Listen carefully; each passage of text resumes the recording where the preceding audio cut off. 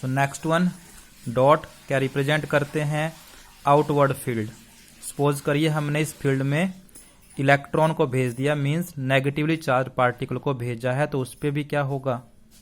Force लगेगी according to this rule. Rule तो फिर से यही लगाना है, V क्रॉस B। B कहाँ के लिए है? Magnetic field outward. B कहाँ के लिए है? वेलोसिटी इस तरफ है, तो V क्रॉस B इस तरीके से लगेगा ऊपर की तरफ के लिए।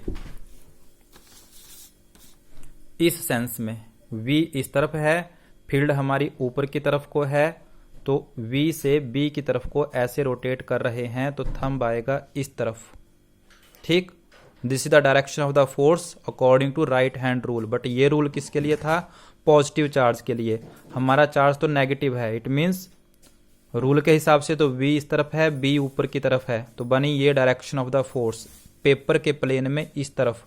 लेकिन पार्टिकल नेगेटिव है, तो मैंने कहा था आंसर यही रहेगा, ऊपर की तरफ बनेगी इस तरफ, कैलकुलेट की गई डायरेक्शन से अपोजिट अगर चार्ज पार्टिकल नेगेटिव है।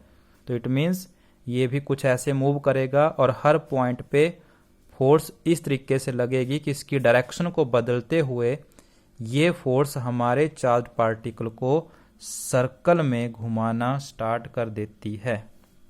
So this is our conclusion कि जब आपका चार्ज पार्टिकल मैग्नेटिक फील्ड में परपेंडिकुलर एंटर करता है, मैक्सिमम फोर्स एक्सपीरियंस करता है and start moving in a circular path, एक सर्कुलर पाथ में मूव करना शुरू कर देता है।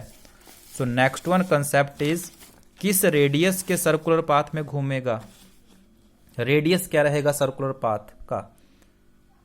कि हमारा इस वैल्यू का चार्ज पार्टिकल इस स्पीड से इस वैल्यू की मैग्नेटिक फील्ड में एंटर हो गया है।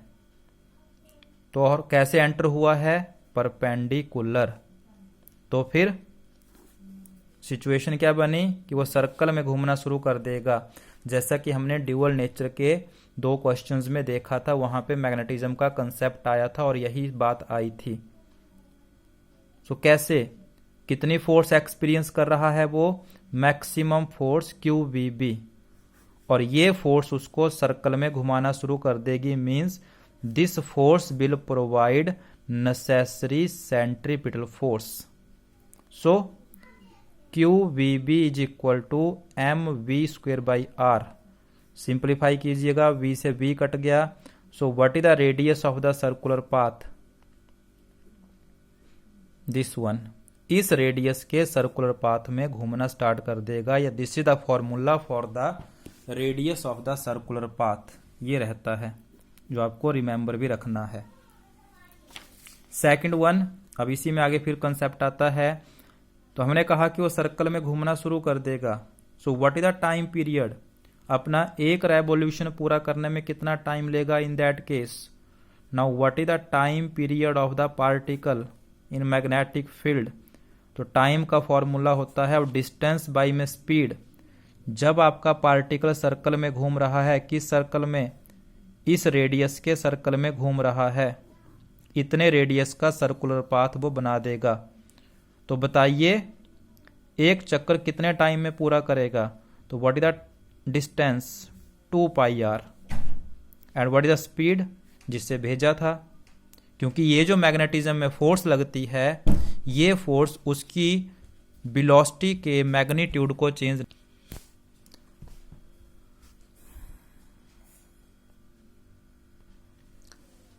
सो टाइम पीरियड दिस मच, क्योंकि मैग्नेटिज्म में जो फोर्स लगती है वो पार्टिकल की सिर्फ वेलोसिटी की डायरेक्शन को बदलती है, उसकी मैग्नीट्यूड को, स्पीड कम ज़्यादा नहीं होगी, सिर्फ उसकी डायरेक्शन बदलती है और वो सर्कल में घूमना स्टार्ट कर देता है। सो मैग्नेटिज्म वाली फोर्स सिर्फ डायरेक्शन को बदलती है, मैग्नीट्यूड को चेंज मतलब एक्सेलरेट नहीं करती। क्यों? क्योंकि वो परपेंडिकुलर एक्ट करती है और परपेंडिकुलर फोर्स एक्सेलरेट नहीं करती, सिर्फ डायरेक्शन को बदलती है। So what is the time period? V की वैल्यू को या R की वैल्यू को यहां पुट कीजिएगा, put the value of R, answer comes out to be 2πm/QB। Time period जो है वो आर के इंडिपेंडेंट है, वी के भी इंडिपेंडेंट है, what is the frequency, 1 second में कितने चक्कर लगा लेगा, new equal to 1/t QB/2πm, उल्टा लिख दोगे इसका अपोजिट करके। एंगुलर फ्रीक्वेंसी ओमेगा 2π/t कितनी बनेगी, 2π/t करोगे तो आंसर सिंप्लीफाई करके QB/m। तो time period, frequency, angular frequency, they are independent of the radius. चाहे छोटा रेडियस था चाहे बड़े रेडियस का पाथ है, टाइम पीरियड बराबर बनेगा इंडिपेंडेंट ऑफ द आर। और स्पीड v भी नहीं आया फॉर्मूले में, टाइम पीरियड के, फ्रीक्वेंसी के, एंगुलर फ्रीक्वेंसी के फॉर्मूले में v भी नहीं है। सो independent of the v and r, ये वैल्यूज t और ओमेगा और न्यू इनके इंडिपेंडेंट हैं। सो दिस इज द कंसेप्ट कि जब चार्ज पार्टिकल मैग्नेटिक फील्ड में परपेंडिकुलर एंटर करता है तो सर्कल में मूव करना स्टार्ट कर देता है। क्यों? क्योंकि ये फोर्स उसकी डायरेक्शन को बदल रही थी। और किस रेडियस के सर्कुलर पाथ में घूमेगा, क्या उसका टाइम पीरियड रहेगा, क्या उसकी फ्रीक्वेंसी रहेगी।